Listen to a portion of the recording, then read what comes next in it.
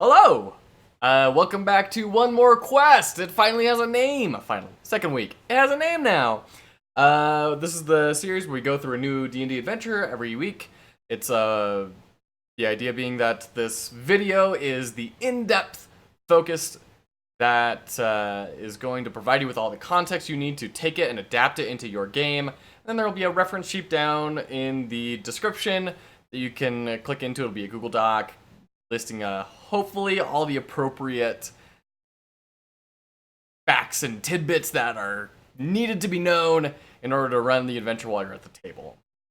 The idea is with these two combined, it'll provide a more lightweight and easier way to run an adventure than having an entire reference book with way too many details that you're just never going to need. So today we're going to be talking about a quest that I'm calling the Circle of Life that will become evident near the very end why it is called that. This is a great quest to start off a campaign with. In fact, that's what I'm using it for with my wife, to start off a new campaign with her for a dwarf warrior that she's running. But it is also really good for when your players are traveling from place to place, or maybe they're in a downtime sort of environment where they're taking odd jobs here and there. The reason for that is because it starts off in a caravan. So for the game that I'm running, my wife, her background is that she's a magician's apprentice. So she's traveling with a magician to a town to try and sell some goods that he's conjured up, and then the adventure happens. This could be moving from one city to another, it could be on a boat, it could be on a giant flying carpet, I don't know. It's really a fantasy appropriation of the train heist sort of thing. So let's go into the broad outline of all the encounters right now. So first up is this ambush. The caravan is going to be charged by a bunch of goblins and hobgoblins, about a third of which will confront the section of the caravan that the players are in. They'll receive some support from people in the caravan. In particular, I had the wizard that my wife is apprenticed to. And they will fight back the goblins and hobgoblins. They will discover that the weapons are actually poisoned, and a lot of the caravan members are going to be struggling from this, and the caravan members, and once again the wizard in my case, is going to ask the players to go and track down the goblin lair because they notice some salamanders hanging off their belts, some dried salamanders, which are poisonous, and so they think they've been making poison from the venom of these salamanders, and that they can make an anti-venom if they get some samples of the creatures live. So the players are then tasked with finding the lair of these goblins, procuring some of these salamanders, and bringing them back. Inside the cave, they'll find a couple more goblins. There's an optional encounter with a hobgoblin there as well that could give them some extra loot.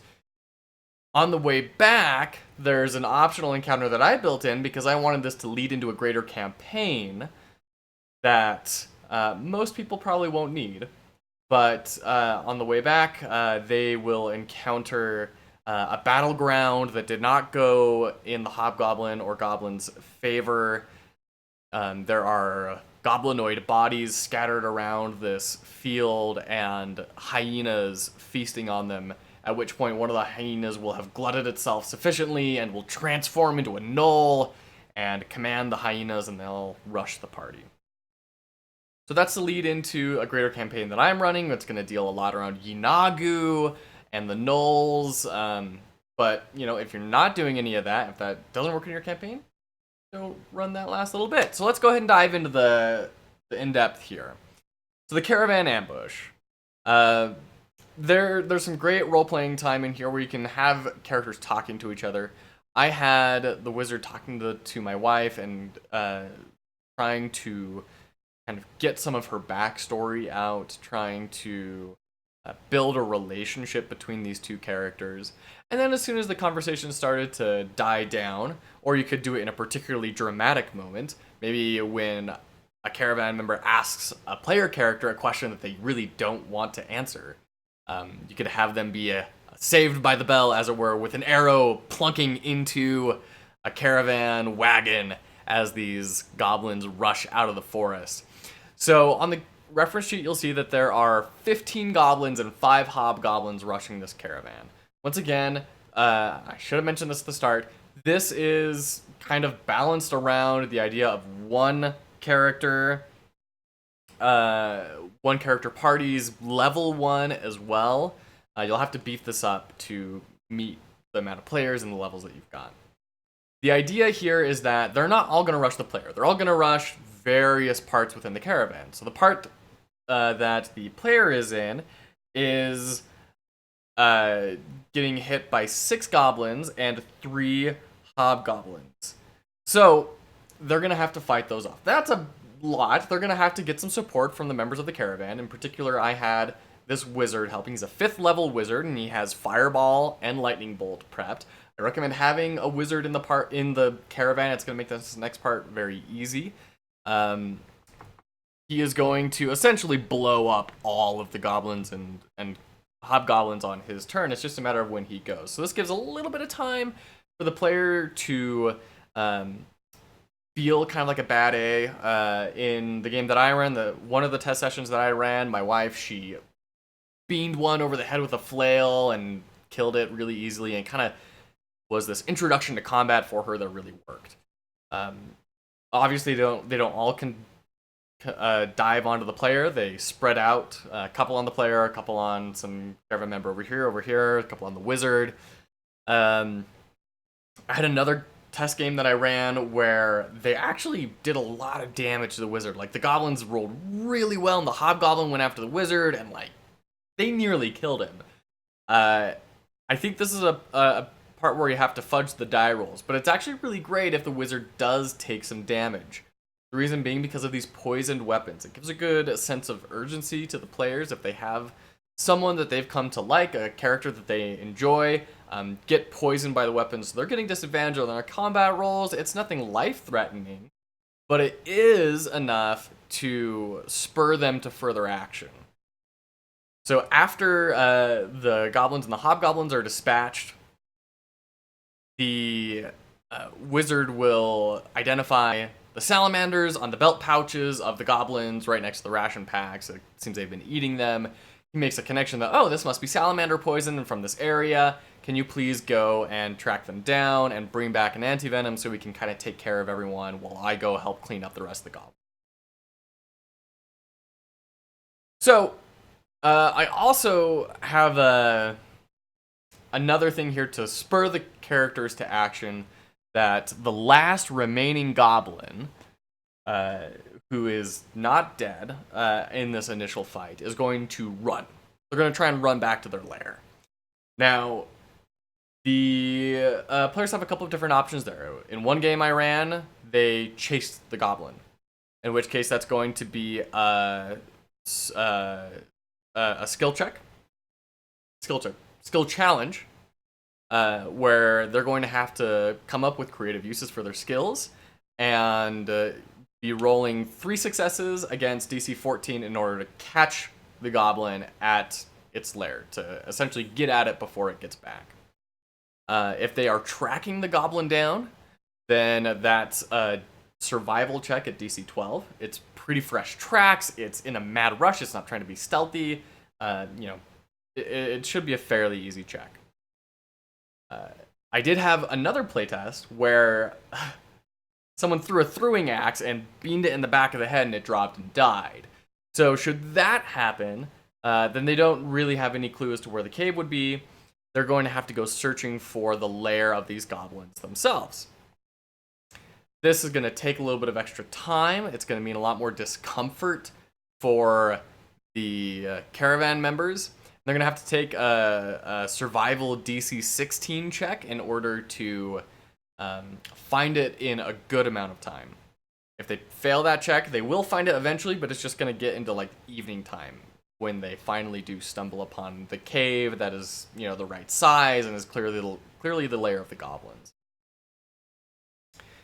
Once they've gone into the cave, they will see, a large cavern. In the middle of the cavern is a campfire, and that is surrounded by these tattered, nasty bedrolls of straw and hay. They're barely held together. There's racks of dried and roasted critters all around. suspended on these racks. And there are 3 goblins. Now, the player can just rush in and fight the goblins, and that's great. If the goblin escaped from the caravan that ran away, then there are 4 goblins inside. I did have one player try to stealth into the cave. They were in heavy armor, though, and that did not go very well. So they were going very slowly, and that gave the goblins some time to prepare an ambush, so I had them leap on top of him from these rocky outcroppings in the cave, and he had to fight them off that way. There is a corridor leading off to the right in the cave. That's an optional encounter they can go into if the players choose to. But inside this main cavern, they'll be able to find salamanders aplenty to be able to stuff them into bags and bring them back to the caravan should they so choose. These salamanders, if they touch them with their bare hands, are going to cause poison. So they're going to have to be a little creative. They're going to have to be wearing gloves of some sort or get a stick and shove it into a bag. Some way to avoid that skin contact. Now, if they do go into the side room, they will see much more well put together bedrolls, stuff that's like quilted, nice sort of quality things. This is where the hobgoblins were. There are kind of sticks that are lashed together to form armor stands. And there's one armor stand in particular that still has the armor on it, along with a nice looking sword laid across the bottom of it. And there is a lump in the bedroll. And as the players enter this room, that lump groggily stands up, and it is a hobgoblin as it reaches down for its sword, unsheaths it, and charges the player. Upon killing him, they'll find that that longsword is a longsword +1, the armor is some basic scale mail, and that's the loot in the cave. So that's really the meat and potatoes of the adventure. It's a pretty quick one, pretty basic. Doesn't involve too much, but it's a nice little intro to a new storyline or potentially a filler thing as players are traveling between areas. Now, like I said, I did have this optional encounter that fit into our campaign of the gnolls and the battlefield, and that just kind of helps explain some of the backstory of these goblinoids, that it was a larger band, half of it has been cut down, and they ran away and they found refuge in this cave and are kind of making a temporary camp there. They rushed the caravan to try and get supplies. This is all stuff that the player wouldn't necessarily know or find out, but it provides a little bit of context that will hopefully make the world feel a little bit more alive. Upon leaving the cave, there is a well-trod path leading down to what the player can see as the main road way further on. So they're able to just get back without much of a problem. When they do that, the caravan will reward the players with 47 gold for bringing back the salamanders. It's just kind of the pocket change they had available. And that's it. So feel free to check out the reference document in the description. Like I said, hopefully that has all the requisite information. If you run this, please let me know how it goes. I'd love to hear it. And then also let me know if that reference sheet has actually the useful information in it or not. If it's, if there's stuff missing in there that needs to be in there, or you are getting bogged down in certain details that don't need to be there, that's extremely valuable feedback for me. I'd really appreciate hearing about it. So yeah, this is the series One More Quest. We are going to be doing one more step here in 2 weeks. That's where we do a monthly map that we release, building out my custom campaign world. And then, feel free to subscribe. Please like if this is tickling your fancy. And we will see you next time. Thanks.